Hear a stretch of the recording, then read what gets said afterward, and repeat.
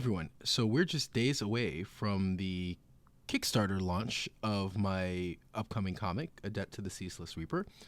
And while I've put out a few posts and podcasts and videos on it, I've received some requests for a little bit more information on what exactly it is. So here goes. So how I came to writing a Western is actually an interesting story in itself. To begin, I never had the intent to write a Western. While I'm a fan of Westerns, of any of the stories that I've had or written or worked on in the past, Westerns were not at top of mind. So my whole entryway into comics started with a discussion with a friend. We were talking about what story we might tell if we had the opportunity to write a Batman story. And I actually thought a lot about it and eventually came up with a story that I liked so much that I decided I didn't need Batman at all. I could create my own character and world out of whole cloth, and I did. And it got to the point where I was like, I could do this. I want to make this comic. But there was one problem. I had no idea how to write a comic. So the first order of business for me was to figure out, how do you go about writing a comic book? And I went about figuring that out. Comic book scripts are completely different from writing prose or even writing a screenplay. And so I had to learn that. And so I read several books, watched a bunch of videos, read a bunch of scripts, to the point where I felt like, okay, I can try my hand at this. I could try writing a comic script. But while my kind of not Batman superhero story was the ultimate goal, as a novice writer, I decided the best thing to do would be to just get a few scripts under my belt and write and develop my skills before actually taking on a story that I really wanted to write. And so I started doing that. I would look for writing prompts. Things would pop into my head. And so I just wrote several different stories that ranged in style, they ranged in length, but sci-fi, crime, medieval, comedy, just whatever I could. Part of it was just to write, and part was also just to learn about different genres and how to write for different genres. And as fate would have it, one of those turned out to be a Western. I found an artist who was also new, and they were looking to collaborate. And specifically, they wanted a Western, and so I thought, okay, cool, let's do that. While, again, I enjoy Westerns, I never had a particular interest in writing it, but I thought it was a good challenge for me because I'd have to figure out, okay, what makes a Western, and then how do I make it my own? And I'll get a little bit to that later when I talk more about what the story actually is. So anyway, after I had several scripts under my belt, including this Western, I took them to a pair of editors just to get feedback, find out what I'm doing well, what I'm not doing well, what I could work on, how to make sure that I'm writing comic scripts properly. And when I got my feedback, and there was a lot of great feedback and things I needed to develop and work on, the one thing that both agreed on was that the Western script was really good and that it was something that I should continue to work on and develop. So I was on a flight back home with my wife, and that kind of cemented for me that I really needed to work on this script. And basically it was that I showed her the script, and she couldn't put it down. And look, my wife is the sweetest person in the world and is going to, love anything that I do. But I could tell that she was genuinely engaged with the story and really liked it and had interesting questions about it and comments. And so that for me was like, okay, this is working, because she's not a Western fan. She's not a particularly big comic book fan, and this was something that she was really interested in. So for me, it was like, okay, I'm going to put the superhero story on the back burner for a while to really focus on building out this Western. So at that point, I have a first draft of the script, and so the next step was to find an artist, because as I mentioned, I had an artist, but at the end of the day, it was a newish artist. And for me at this point, if I'm going to actually make this story into something and turn it into a comic, I needed to find a professional and somebody whose skills were a little bit more up to what I wanted for this. And for me, I didn't feel bad about ending the collaboration because I don't think that person had their heart into it. And also, fortunately for me, while I had the prompt of writing a Western and the prompt of a bounty hunter, that was it. So there was no other input from the artist as far as what the story would be. It was just a prompt of Western bounty hunter, and then everything else, came from me. So I wasn't, I didn't feel bad about not following through on that collaboration because there really wasn't much there. We didn't even get to the point where there was much concept art or anything. So I was fine with doing that. And then I just went about finding my own artist and colorist and everything else that you can find out more about that whole process if you listen to some of the Creating the Comic episodes where I talk about the whole process of building out your comic. So I guess let's get to the story. So to begin, I had to start with what makes a Western work. And it's kind of a loaded question, but I wanted to be able to include themes and iconography that would be expected and that would be familiar. So in this, we have the noble lawmen. We have duels. And in fact, for me, when I was thinking about writing a Western, I had the image in mind that my very first panel, the very first page was going to be, a full page shot of a duel, of, low angle where you see, a hand hovering over a gun, and then in the distance, the other person. And that was it. It was like, that's what I'm starting with. And then I actually built the story all based on that one duel. But there's stunning vistas, there's saloons, all the things that you would expect from a Western. I think that was really important to me. It's like, I want the familiarity, I want the tropes, especially early on.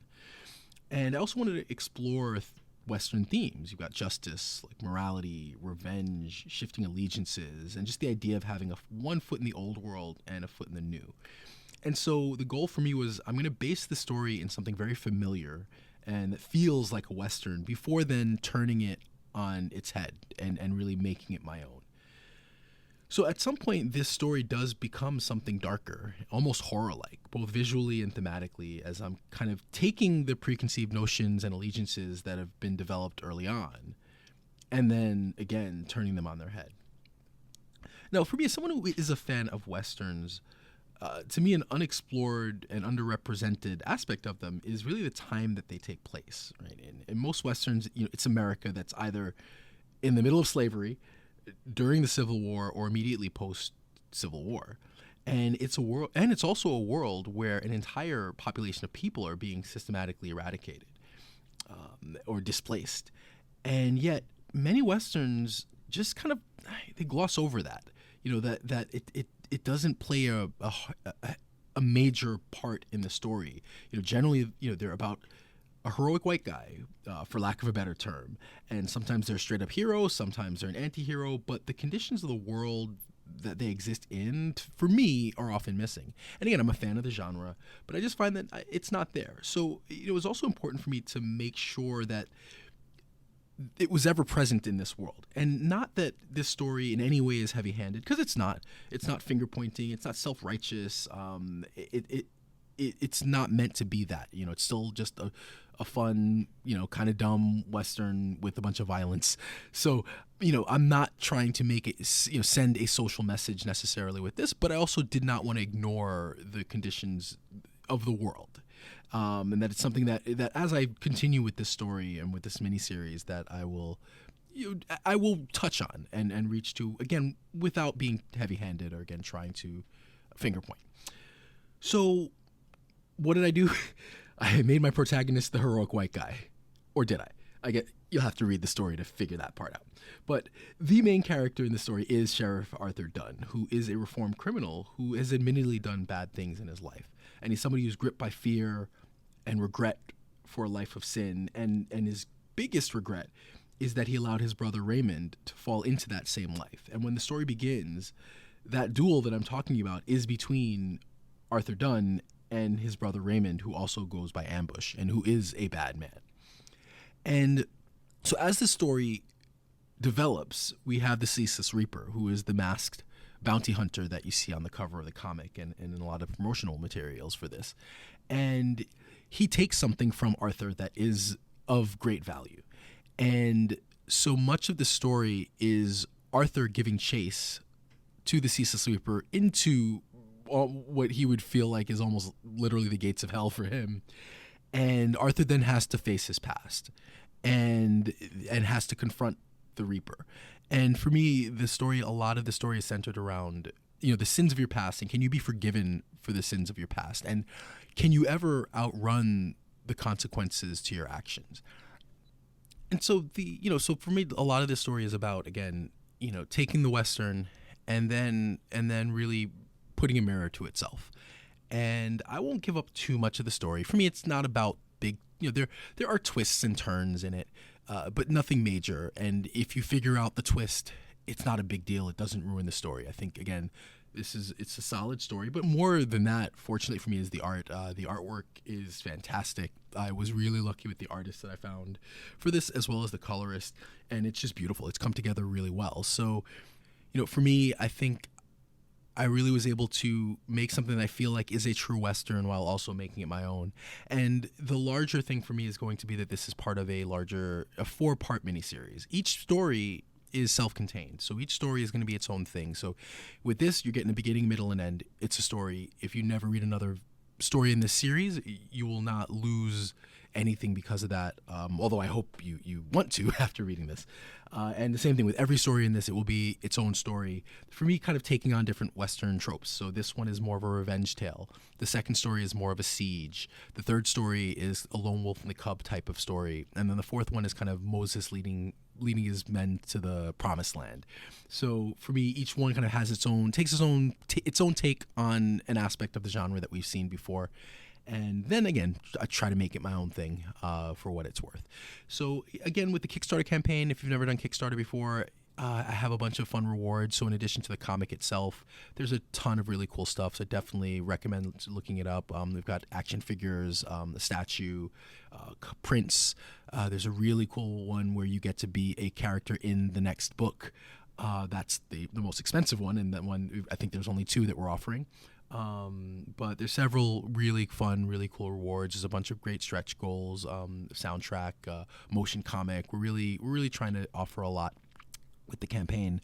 So if you've used Kickstarter, there's stuff to be excited about. If you haven't used Kickstarter, there's still stuff to be excited about, because I love that an aspect of Kickstarter is that you get access potentially to all these cool rewards based on a property that you're interested in. So link to all this is in the description. You're going to find the link to the Kickstarter. The launch is going to be October 3rd at 9:30 a.m. So depending on when you listen to this, it may already have launched. If you haven't, if this is before October 3rd when you're listening, follow the link. It'll connect you to the pre-launch page. If you follow that, you'll be notified immediately as soon as the campaign launches. We're offering an early bird special, so you can get the discounted rate on the comic if you do it on day one, which I'm definitely encouraging people to do with Kickstarter. Day one is always really important, and so your support will help a lot if you choose to do so. Do it earlier than later. And if you haven't used Kickstarter before, the other thing is it's all or nothing. So if you don't get charged until the campaign is completely finished, and if it doesn't hit the goal, you don't get charged. So that's one of those things that if we don't hit our goal, you won't get charged, and if we do, we're good to go. But the good thing with the comic is it's fully done. Almost all the rewards are completely finished as well. I think there's a couple of things that are just waiting on the design for a couple of 3D printed items, but otherwise the comic art is all finished. We're really ready to go. So as soon as the campaign's done, I can get to printing, and we hope to have everything in people's hands very early in 2024, as early as possible, because now it's just a matter of finishing the campaign. I don't have to pay artists to finish any work. So I'm super excited. Thank you for taking the time to listen to this and following me through this journey. I'm really excited about this. And again, if this is successful, we've got a lot of stuff in the works between finishing up this series, actually maybe getting to my superhero series. And we even have something based on, or I don't know if it's based on the Jim Wits, but it is Jim Witsian in design. So something I'm really excited about and that I'm working with. If you listen to me and us as the Jim Wits, Justin and I are working on a project based around, I mean, not based around us or anything, but it's a funny project. So anyway, thanks for listening, and definitely follow the links. Look out for it. Really excited. October 3rd, we launch. Thanks for listening. If you haven't already, please like and subscribe to the channel. And while you're at it, leave a review. We can be found on all social media platforms at portable_whole. We can be found on all podcast platforms at Portable Whole Publishing. We can be found on the web at portablewholepublishing.com, and you can email us at portablewholepub@gmail.com.